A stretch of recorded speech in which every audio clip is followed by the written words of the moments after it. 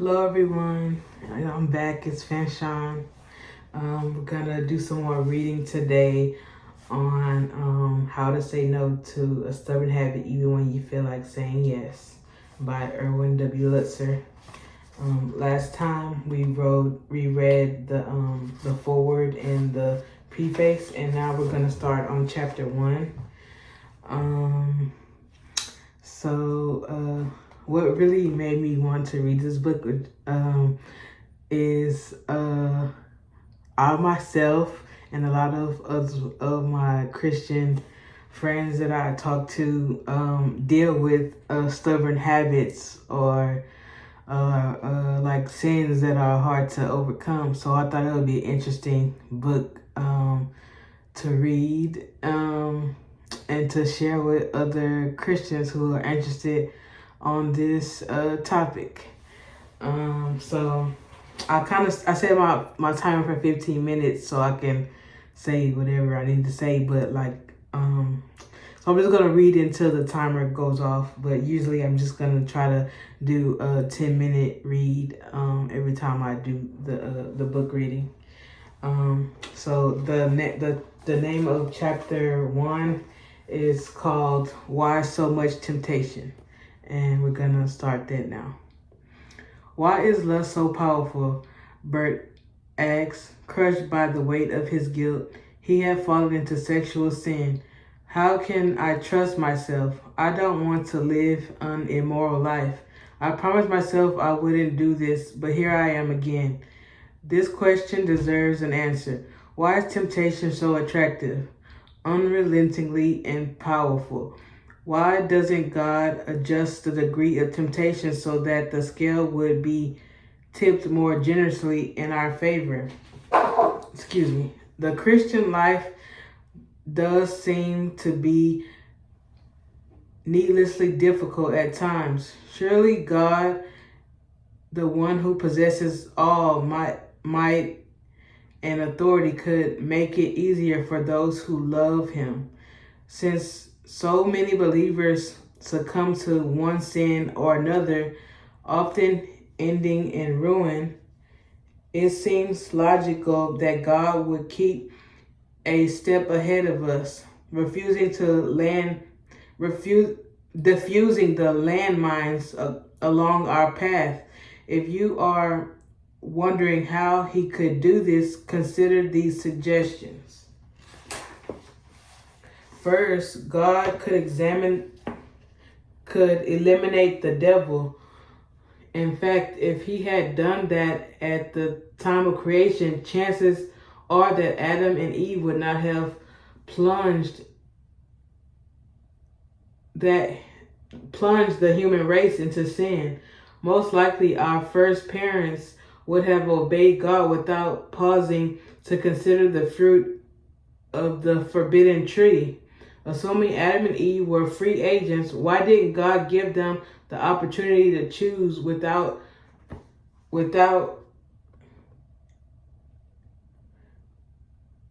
outside interference? The serpent was beautiful, seemed to speak with authority and promised a better life. As far as we know, Adam and Eve had not been told about the existence of Satan, and so were quite unprepared for the abrupt encounter. If the serpent had been barred from the garden, Adam and Eve would have been more inclined to obey God. They might have chosen not to eat from the forbidden tree. The presence of Satan in the garden and his activity on our planet tips the scales in the favor of evil choices. I'm not saying we must follow his sinister suggestions, but if he were banned from the earth, we could resist temptation more easily. Much of the evil in the world, including our own suggestions, can be traced to the interference of unseen spiritual forces. If God were to alienate the devil, or at least confine him to the pit, we could take giant steps in our walk with the King. No more of the one step forward, two backward routine. Our battle with temptation would be minimized, and we'd be more inclined to resist the enticement of sin. Why doesn't God obliterate sin? Dampen passions. A second suggestion. The first suggestion was Satan banned, and then the second suggestion is dampen passions. The second suggestion to minimize the casualty toll in the Christian life would be for God to dull the arrows of temptation that harass us from inside. James wrote, but each one is tempted when he is carried away and enticed by his own lust. James 1:14 says, but each one is tempted when he is carried away and enticed by his own lust. Could not God dampen those passions to make moral purity more easily within reach? You and I were born with a sinful nature which combines response to outward stimuli with its inner twisted passions and greed, selfishness, anger, rebellion, and lust. Every honest Christian admits to being overcome by one or more of these desires at some point in his or her spiritual pilgrimage. Surely God, who knows our frailty, could dampen those passions just a bit. Then we'd be more likely to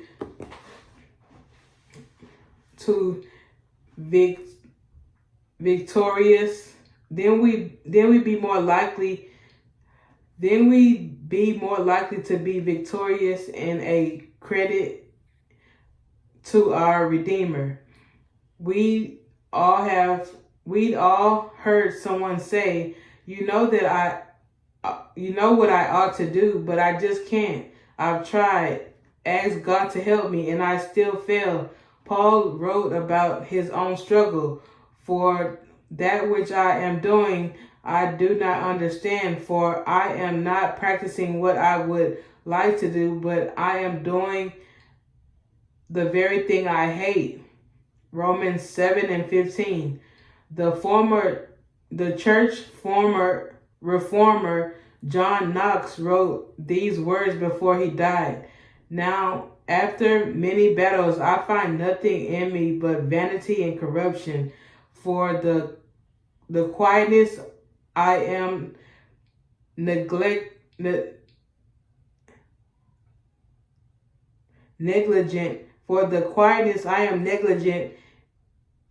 in trouble, impatient, tending to desperation, pride, and ambition assault me on the one part, covetousness and malice trouble me on the other. Briefly, O Lord, the afflictions of the flesh do almost suppress the operation of thy spirit. If this man of God had such struggles, is there hope for the rest of us? And then, then we go to rearranged schedules. Even if God did not banish the devil or dull our sinful passions, couldn't he guide us away from the places of temptation? Then we could be protected from circumstances that would provoke us to sin. Didn't David sin with Bathsheba because he happened to be taking a bath next door while the king was resting on the rooftop? It seems that God could have arranged for her to take a bath 2 hours earlier or an hour later. Surely a sovereign God would have no difficulty in arranging the schedules of his finite creatures. Didn't Ashan, I don't know if it's Ashan or Achan, I think it's Ashan. Didn't Ashan sin because he saw his Babylonian garment left unattended after the siege of Jericho? Didn't Abraham lie because there was a famine in the land and he feared for his life? Didn't Samson divulge his secret because of his attraction to a charming Delilah? God does not shield us from the circumstances that provoke us to sin. Remember, it was the Holy Spirit who led Christ into the wilderness to be tempted of the devil. In the Lord's Prayer, Jesus taught the disciples to say, "Do not lead us into temptation, but deliver us from evil." Matthew 16 and 13. We are to ask God to preserve us from situations where we might be vulnerable to sin. Yet we must admit God does lead us into circumstances that potentially could provoke us to sin. Of course, I'm not saying that God causes us to sin, but nor does he tempt us as Satan does. James wrote, "Let no one say when he is tempted, I am being tempted by God, for God cannot be tempted by evil, and he himself does not tempt anyone." We can never blame God for what we do. If we sin, it is because of our own sinful nature. Therefore, we are responsible. But God does test us. He also allows Satan to tempt us, quite unintentionally on our part. We find ourselves in situations that are an outward stimulus to sin. A woman trying desperately to break the habit of smoking said that she was making progress until she was transferred to an office where everyone smoked. In the atmosphere drenched with the smell of tobacco, she fell back into her former habit. After meeting a former boyfriend, a married woman discovered that she was falling deeply in love with him. After meeting a former boyfriend, a married woman discovered she was falling deeply in love with him.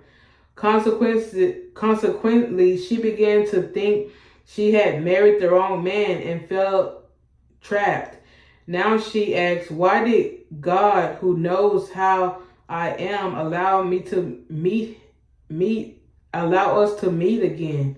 A homosexual admitted that he had begun his sex relationship with other men when at the age of 12 he was seduced by an older homosexual.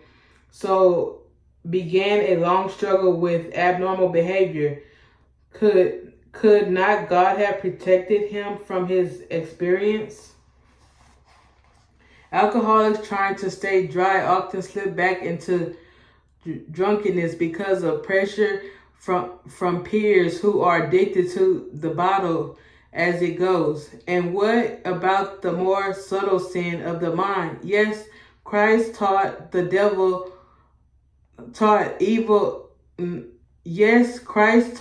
evil originates in the heart, but many of our struggles with evil thoughts are provoked by our environment. All around us are stimuli which draw out the worst in us.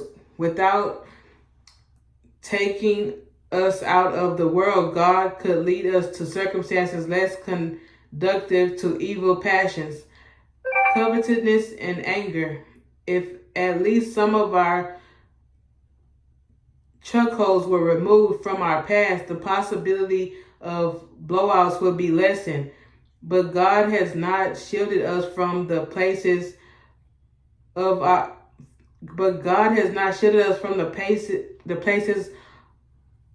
or the power of cruel temptations. Satan has access to our lives. Our sin nature is unrestricted and often And often without warning, we find ourselves in situations that contribute to outward or secret sin. So we are back to Bert's question. Why is temptation so powerful? Yeah, my timer just went out. So that was like a little bit over 10 minutes. But yeah, so we're back to the question. Bert's first question. Why is temptation so powerful? Yeah, after reading this section, like I got a lot of I just like I got like a lot of the things that I know that people go through. I can relate to what the book is saying, like like well, one thing different. I didn't never thought like, yeah, why didn't like God just like keep the snake away, or like why didn't God set up a different time for Bathsheba to be taking a bath than when David was sitting up there? That's something that I never thought of. But one thing I used to think of, I'd be like, why? I used to be mad at like Eve, like why did she do that? Why did she do that? But like it wasn't really her fault because she was being tempted. And then like when I went through things in my life too, like I was tempted too. So like so I was like mad at myself, like why did I do that? So like we can't really blame like other people for being tempted and for falling into temptation, because just because I don't know, we just are weak at that moment. We are weak at that moment, but I know that God can strengthen us to overcome temptation before we fall into it. And I believe that has a lot to do with our prayer life, because I remember when Jesus was praying in the garden, when he saw the disciples sleeping, he came to them and he told them, he saw them sleeping. He said the flesh is weak, but the spirit is willing. So we have to pray for strength to overcome temptation or anything that can block us from doing the will of God. I hope you all were blessed by today's reading. I'm so sorry if like the way I read is like unattractive or whatever is what I want to say, because like I'm not a good out loud reader. I get very nervous when I'm reading out loud. Yeah, I normally read in my head a lot, or sometimes I do read out loud, when I'm by myself, but like, and sometimes I read out loud when I'm other people, like when I'm in like group settings and like we have to take turn reading, I'll read out loud. I'll volunteer to read out loud, but like I do get nervous and I do stumble over some of my words sometimes, because like I'm trying to think about what I'm reading while I'm reading at the same time. But anyway, I just hope you were blessed by what I read today, and hopefully you'll get the book so you can read it yourself if like my reading is like too bad for you. But hope you enjoyed the reading today. And today's like video went to like 20 minutes. That went double the time I wanted to do. But I'm gonna try to keep it like at 10 minutes if I can, or 15 minutes, whatever. But hope y'all have a blessed week. It's Sunday for me right now. I don't know when you're gonna see the video, but thank you for following my channel, for subscribing. Please subscribe if you haven't already, and God bless you.